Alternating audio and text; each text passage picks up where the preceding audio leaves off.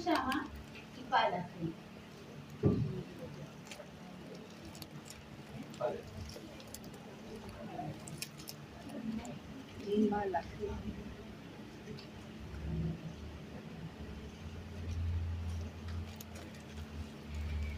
Todo lo que cruce epítetos está tramando una relación compleja entre dos términos. Entonces ahí lo que tenemos es un hipalaje.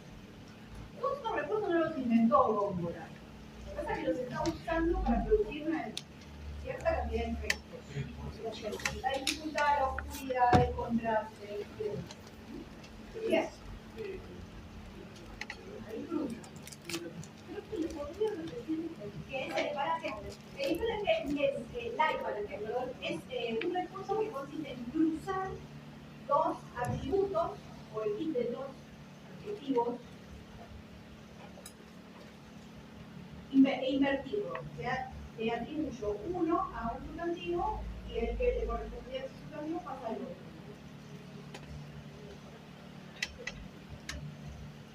Bien. ¿Sí? ¿Qué sería? ¿Silencio, atento, ocio dulce? Claro. Porque el ocio dulce, ¿no? Cuando uno está no haciendo nada, tiene ese elemento de capricho, de silencio, más bien ociosamente, que es lo que se pide. Hace silencio y aprende, ¿no? Entonces va por ese lado. Dice, en cuanto debajo escuchas el dosel augusto, el músico fallante y quiero canto. Y esta idea, también lleno de hiperbatos acá, ¿no? El quiero canto del fallán músico, en todo caso, el término fallán es asociado a personajes grandes, de grandes dimensiones. O sea, escucha el quiero canto del gigante, que el gigante es Polifemo, está anunciando, ¿no? Alterna con la musa soy el gusto, que si la mía puede ofrecer tanto, o sea, si mi musa puede ofrecer tanto clarín, dice, ¿ves que ahí casi si lo leemos no tiene pausa entre versos? Va como acelerándose. ¿Se acuerdan cómo se llama ese recurso? Encabalgamiento. Y esto también es para anotar, ¿sí? Para ir mirando en el Polifemo. Hay pausas y hay aceleración de ritmo en determinados momentos. El encabalgamiento acelera la rítmica del poema. Que si la mía puede ofrecer tanto clarín y de la fama no segundo, tu nombre oirán los términos del libro. O sea que si mi musa puede ofrecer, ¿sí? Tanto clarín, y o sea, tanta canción, dice de la fama no segundo. No, en realidad debería decir primero de la fama. O sea, está construyendo esta idea de yo soy el mejor, cosa que hacen los poetas en general, pero lo hace a través de una atenuación de su afirmación. En lugar de afirmar, ¿no? Es no segundo. Está atenuando una afirmación por medio de una negación. Este es otro recurso, se llama lítote. ¿Cómo? La lítote es una figura de atenuación. Consiste en presentar en lugar de una afirmación una negación. Y otro no positivo. Claro. Tal cual. Sí. Esta es una decisión no feliz. No triste, ¿no? Mi clarín, o sea, mi voz, mi poesía, otra vez estos elementos que son musicales asociados a la poesía, es el primero de la fama. Perdón, ¿y desde dónde empezamos a analizar? Sí, no segundo. Eso. Primero de la fama. No segundo, el primero. Bien. Y después dice tu nombre, oirán los términos del mundo. Y ahí la palabra término quiere decir los confines del mundo. Pero lo que está haciendo es tomar del latín la palabra término, que significa eso que yo le digo, ¿no? Ahí aparece otro recurso muy asociado a la poesía del barroco, que es el último. Último léxico, o sea, sea, toda una palabra es un préstamo del latín, puede venir del griego también, en este caso del latín. Perdón, ¿cuál es el título? Término. El término. Sí. Los términos del mismo. O sea, mi voz va a hacerte tan famoso que se va a escuchar tu nombre hasta el confín del mundo. Nadie sabe muy bien quién era Conde de Quiroga, o sea que el tema cumplió un poco. Esta es la notoriedad de ese ¿no? Perdón, términos es una palabra latina. Términos es un cultivo, o sea, es una palabra que se toma como préstamo, viene del latín, se le cambia la terminación, pero no lleva, ¿se acuerdan de la historia de la lengua? No, un cultivo no tiene todo el desarrollo fonológico, ¿sí, no? ¿Se acuerdan? Sí. Entonces se detiene o tiene otro tipo de cambio, transformación dentro de la lengua.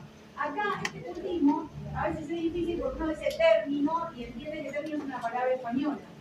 En el siglo de oro hay un ingreso masivo de muchos términos en latín que ahora para nosotros son palabras que parecen comunes y corrientes, pero que en ese momento fueron tomadas, un pequeño cambio en la terminación para que sean funcionales sintácticamente, y lo que importa ahí es el significado que se toma del latín. Por eso muchas veces se habla, cuando son cultivos léxicos, o sea, palabras que se incorporan de esas lenguas, a veces se les llaman cultivos de acepción, porque tal vez hay una palabra similar, igual en el español, pero no con ese significado. ¿Sí? ¿Y cómo lo reconocemos nosotros? No hay forma. A menos que sean especialistas en historia de la lengua o en lengua del siglo XVII, por eso es muy importante tener notas. Porque en las notas va a decir término, se utiliza con el significado latino que es confín O saber latín. o saber latín. Claro. Eso sería lo ideal. Pero Pero si no aclarabas eso, que la palabra término viene de latín, y uno no entiende. hubiese dice, pasado de no, largo. sí, hay muchas palabras. Por ejemplo, la palabra mácula, que ahora se recontra usa, ¿no? Bueno, es un latín, es un cultivo del siglo XVII. La palabra adolescente es un cultivo. Cosa que nosotros la usamos tanto en los últimos 400 años que no parece. Habría que hacer historia de la lengua, básicamente. Es un estudio diacrónico. Pero si tienen una edición como la que les mandé anotada, aparece en las anotaciones.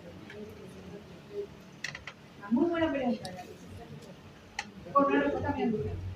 ¿Cómo? Con una respuesta muy angustiante. Igual están sí, también las palabras que son cultivos, alabismos. No, claro. Delando, hay un montón de palabras. Sí, pero además piensen esto. ¿Por qué justo ingresan cultivos que provienen del latín y algunos del griego también en el momento en el que están escribiendo sus autores? Porque el barroco lo que está buscando es prestigiar esa lengua vernácula que tiene muy pocos siglos de existencia. Entonces, lo va a hacer por medio de los préstamos que vengan de las lenguas clásicas, que son las lenguas patrón, modelo, prestigio además, ¿no? Y aparte le suma otra cuestión, que es a oscurecer el significado. Porque puede haber una palabra como término que signifique lo mismo, pero si yo la cambio por un latinismo, o sea, por un cultivo que venga del latín, y voy a dificultar la conversión. Entonces voy a retorcer el significado, lo voy a oscurecer, voy a producir un contraste entre esa palabra que viene de otra lengua y el resto de los términos que se usan, que son patrimoniales, o sea, que son del español. Bueno, cumple muchas funciones eso. Por eso muchos poetas a Góngora lo critican por el uso excesivo del hiperbátón y de los cultivos. El uso de drújulos, por ejemplo. Las palabras de drújula vienen del griego. Entonces, todo eso como una marca de distinción, para muchos poetas, Quevedo particularmente, que odiaba profundamente a Góngora, está ahí planteado. Cuando terminemos de leer esto, les voy a leer un soneto de Quevedo, que no está en nuestro programa, dedicado a Góngora, para que vean cuánto se quería. Las famosas tiraderas del siglo XIX. Podría pensarse que en el Renacimiento se hacía un culto a todo lo que era la Grecia antigua, ¿no? pero en el barroco, muy a pesar de que es como un movimiento opuesto, se sigue revalorizando el griego. No hay una negación. No, tal cual. Más, yo te diría, más latín que griego. Más latín que griego. Y otra cuestión, muchas veces uno piensa que el Renacimiento y el Barroco son movimientos contrapuestos, pero en realidad tendríamos que pensarlos más como un sistema de valores, incluso estéticos, ¿no? Que cuando se van acercando a lo que después pensamos como barroco, esos mismos valores están pero transgredidos, cuestionados, puestos en crisis, ¿no? Porque esta revalorización de la tradición clásica, de la tradición latina y en menor medida de la tradición griega, en realidad está en los dos casos. Solo que el ideal de lengua que manejan los hombres del Renacimiento es el de la armonía, la sobriedad, ¿no? ¿Va a haber cultismos en la poesía del Renacimiento? Sí. Lo que pasa es que no esos cultismos que buscan generar contraste, tensión, sino que producen esa sensación de naturalidad que vimos que es falsa, pero que en el fondo es un ideal, ¿no? Acá la idea es que no sea nada natural, porque la admiratio necesita de la idea de artificio. Esto tiene que ser bien artificial, todo el tiempo. Tiene que notar el trabajo, tiene que notar lo difícil, las partes. Entonces, qué mejor que tomar términos que sabemos que no son de nuestra lengua, insertarlos ahí para que de repente hasta disuenen, ¿no? Sean molestos. Los laberintos, ¿No? Exactamente. Exactamente. Tal cual. Muy bien. Bueno, vamos al 4. Como voy al tiempo cuando uno lee, donde espumoso el mar siciliano, el pie argenta de plata al Liribeo, bóveda o de las fraguas de Vulcano, o tumba de los huesos de Tifeo, pálidas señas cenizos cuyano, cuando no del sacrílego deseo del duro oficio da. Allí, una alta roca, mordaza es a una punta de su boca. Bien. Acá ya no tenemos la dedicatoria, acá las primeras 3 octavas eran para el conde de niebla. Lo que aparece ya a partir de la octava cuarta, sí, la octava 4, es básicamente la presentación del paisaje, donde vamos a insertar a Polifemo. Que aparte es una presentación y una tradición muy encumbrada, porque pensemos que Sicilia y Polifemo están unidos desde la Odisea, ¿no? Entonces dice, el espumoso, donde espumoso el mar siciliano, acá ya hay un híperbolo, ¿no? Sí. Porque el mar siciliano, espumoso, el espumoso mar siciliano, si quieren. Bien. Bien, no sé si la edición que ustedes tienen hay 2 puntitos de siciliano. Sí. Bien, eso significa que una diéresis, si ustedes tuvieron que hacer la métrica de ese verso, tienen que separar sí, y, a, no. No, sí, ya, no. Bien, para que vean.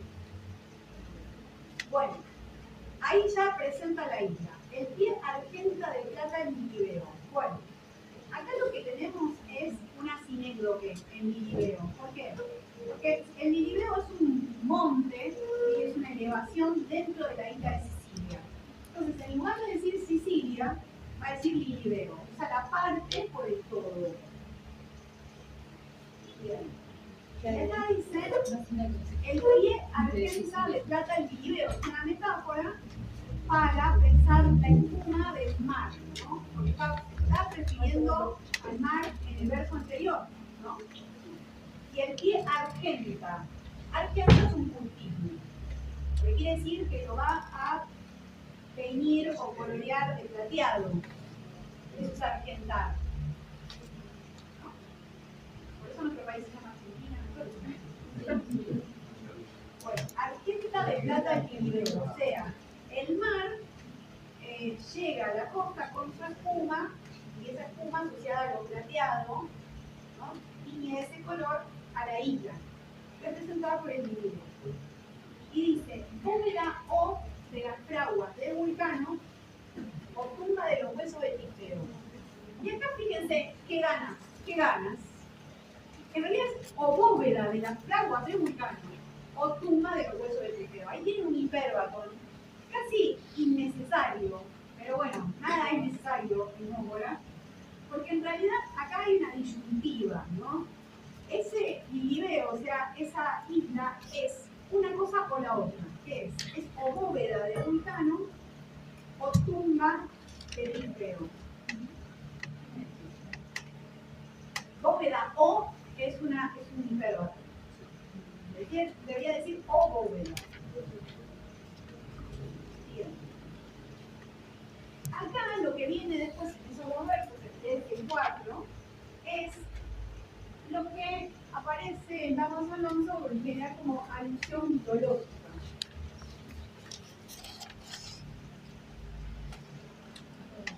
Van a ver que en el caso de Góngora hay muchas referencias mitológicas, algunas muy difíciles de desarmar porque son perifrásticas, es decir, tal vez no mencione al personaje y haya que entender por una serie de elementos de qué mito está hablando. Acá sí aparecen Vulcano y Tifeo, está claro que sí. Si vamos a un diccionario de mitología, encontramos esa información que en esa época era entendible para todos los lectores. Díganme si quieren un diccionario de mitos, mitología. Puedo limpiar porque hay algunos importantes. Bueno, dos alusiones mitológicas: las fraguas de Vulcano y los huesos de Tifeo. Bien. ¿Por qué las fraguas de Vulcano? Porque se asocia Sicilia con el lugar en donde estaba Vulcano, que es el dios de los herreros, que tenía su fragua, o sea que producía debajo de la tierra, en esa isla, todas las herramientas, las armas para la guerra. ¿Se acuerdan? Vulcano estaba casado con Venus, era un feo, es el Hefesto griego, ¿no? Bien. Como Sicilia es una tierra con mucha actividad volcánica, hay leyendas, hay mitos, concretamente, que explican por qué hay tanta actividad. Una de ellas será que debajo de la tierra está Vulcano produciendo sus armas para los dioses, los semidioses, los héroes. Entonces, esa isla o es la fragua de Vulcano o es la tumba de los huesos de Tifeo. Y acá hay una referencia a un titán, Tifeo, que desafía a los dioses y la condena, a los derrotados, a quedar debajo de la tierra en la isla de Sicilia. Entonces, cada vez que intenta rebelarse, hay erupciones volcánicas. Eso explica también el movimiento sísmico o volcánico. Muy bien. Pálidas señas, cenizoso un llano. Cuando no del sacrílego deseo del duro oficio da. Y fíjense que acá hay un hiperbatón porque en realidad deberíamos decir, da pálidas señas. Perdón, un llano cenizoso da pálidas señas. Es que el orden es muy complicado. Hay un hiperbatón.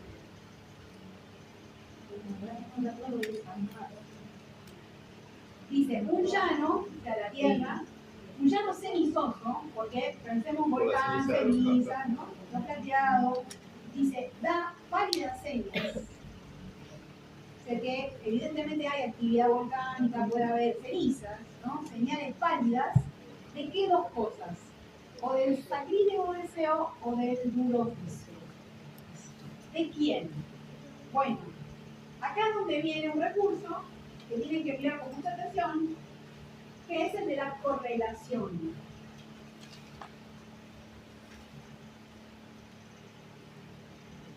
¿Cómo funciona? Bueno, el sacrílego deseo, por lo que les vengo contando, es el de ellos, es el de Tifeo. Ir en contra de los dioses, ¿no? Ese es un deseo sacrílego. Y el duro oficio es el duro oficio de la actividad. Entonces, lo que se está construyendo entre dos grupos de versos distintos es una correlación de términos.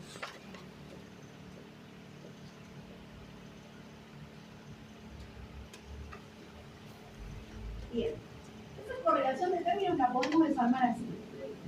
Le vamos a asignar la letra A Vulcano, ¿no? y le vamos a poner A1. Y a los huesos del difeo le vamos a poner una B. B1. ¿Sí? Esto se puede hacer de muchas formas, esta es una posible. El sacrílego deseo es el de difeo, entonces a ese sacrílego deseo le ponemos B2. Porque es una relación con ese elemento B que está más arriba. Y al duro oficio le vamos a poner A2. ¿Duro oficio? ¿Vuelvo? A2, sí, por favor. Bien. Igual, profe, si lo vemos acá en este, capaz que se entiende más. Ok. Que ahí está separado. En Duro el oficio A2. sí. Hace algo parecido. ¿A Damas Alonso? Sí. Exacto. Ustedes pueden usar A, B, X, Z, lo que quieran, pero piensen en la relación, la correlación entre elementos que están en una serie de versos y después de repente puede recogerlos, ¿sí? Y en relación entre sí. Las fraguas de Vulcano se relacionan con el duro oficio. Entonces le podemos poner A1 y A2. Y a los huesos del difeo le podemos poner B1 y su sacrílego deseo B2. Esta es otra forma de cómo del pensamiento, cómo se va desenvolviendo en dos, en disyuntivas, en binarismos, en formas que van contrastando elementos. ¿Sí? A1. Incluso ahí lo del llano y lo de la alta roca también hace ese juego. Plano El tema es que deseo, ahí no sé podríamos qué, pensar que hay una primera mitad que va hacia esta idea del promontorio y después la otra que va hacia lo llano. Pero para que haya una correlación tiene que haber una, no es de ideas nada más, tiene que haber términos, ¿no? Términos específicos ahí que hagan esa relación. Bien, y después hay otra cosa, que es una fórmula lógica. Este pensamiento que va de dos en dos, que va contrastando, uniendo, desarmando, también funciona con una serie de fórmulas. La que más se utiliza es A sino B, que tiene variantes. Cuando no B sacrílego deseo, el duro oficio da. Cuando no A, B. ¿Cómo? Es una fórmula, claro. ¿Sabes qué hora es eso?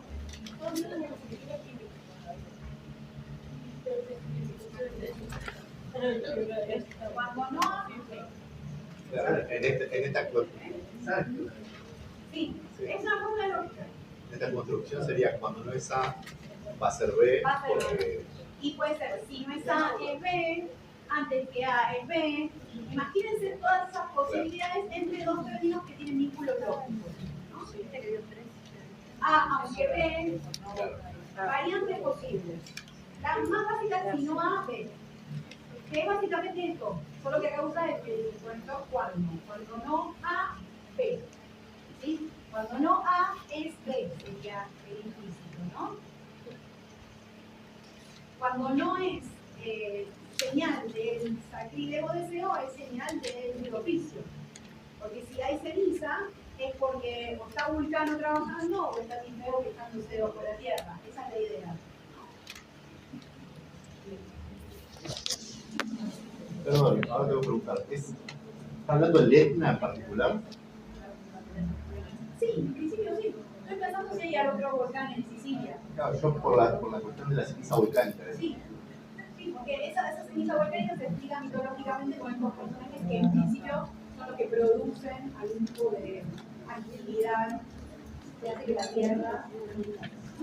Bueno, lo O último además es. sensación de 45. Sí, bueno, ahí vamos a pensar también. Sí, Oscila constantemente. todo el tiempo. Todo Pasa acá, y si pasa esto, ¿qué va a pasar esto? Siempre es la lógica. y oscila siempre entre dos términos, no resuelve nunca, porque no nos olvidemos que el barroco tiene este movimiento general a inteligir todo como oposiciones irresolubles, ¿no? No hay ahí una dialéctica, no es que vamos a llegar a una síntesis de estos dos. Estos dos van a chocar violentamente todo el tiempo, al punto que hasta los personajes están configurados así. Sabemos que el final es la muerte, y esa fealdad, y esa belleza, esa oscuridad, y esa luz, ese amor y ese desarrollo, todo el tiempo están ahí trabajando como opuestos y reconciliables. Bien, antes de que te vayan al recreo y que pierdan lo último de la idea mental. Allí, una alta roca mordaza es a una gruta de su boca. Eso quiere decir que acá lo que hay es una suerte de cueva que tiene una apertura que es similar metafóricamente a una boca, ¿no? Y esa roca que tapa la abertura es como la mordaza de una boca, ¿no? ¿Qué es una personificación? ¿Qué es una boca? La boca puede tener otras cosas mucho más. Lo que hay acá oscurece un montón. Sí. No, porque también por hablar de cráter, es decir, ¿Alteración de qué? ¿De qué sonido?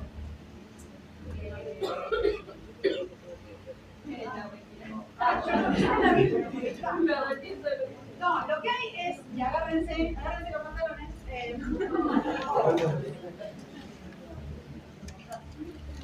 Acá.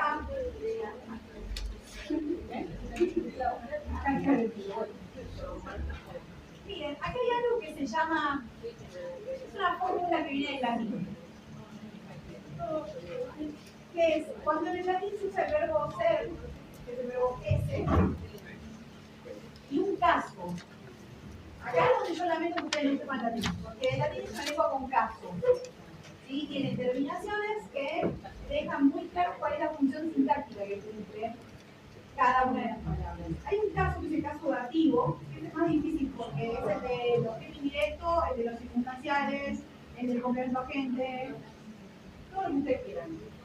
Esta fórmula en latín servía para usar el verbo ser con un valor especial, que es en lugar de significar ser, significaba sirve de o funciona como o hace las veces de.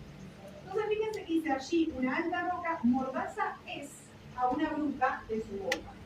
Entonces lo que está haciendo es tomar prestada una estructura sintáctica en latín para construir en español esta idea de que la piedra es como una tapa de esa cueva que usa el verbo ser. Y dice, bueno, lo usa metafóricamente, es posible, pero en realidad se usaba como cultismo, porque es una forma de cultismo, tomar esta estructura sintáctica en la que el verbo ser significa servir de. Si ustedes encuentran el verbo ser con ese valor, lo que hay es una estructura de ese tipo. S más dativo.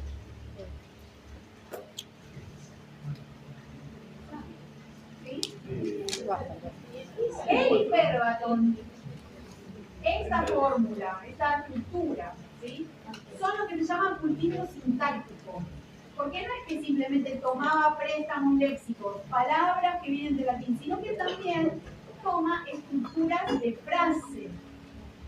El hiperbatón muchas veces se lo piensa como un cultivo sintáctico porque como el latín tiene caso, yo puedo ubicar con más libertad las palabras en el orden oracional y se entiende igual. El español no es tan así. Es una lengua sintácticamente bastante más libre que otras, no sé, piensen en el inglés, por ejemplo, pero tiene ciertas limitaciones. El latín tenía mucha más libertad. Entonces, a veces desordenar los elementos en una frase remite, ¿no?, como un cultismo a esas formas de estructura de la frase del latín. Y esto ya directamente es copiar usos de los verbos con lo que es un caso, y en español no hay caso, hay casos residuales, lo habrán visto en lingüística. Hay pronombres que tienen caso. Nada más. ¿Bien? Sí. No teman igual, entonces que lo entiendan porque para el parcial entra lo que analicemos acá. No es que les voy a dar una octava desconocida y ustedes van a tener que encontrar esta fórmula. Pero quiero que entiendan de dónde viene. Hay otras más sencillas. Bueno, 15 minutos y nos vemos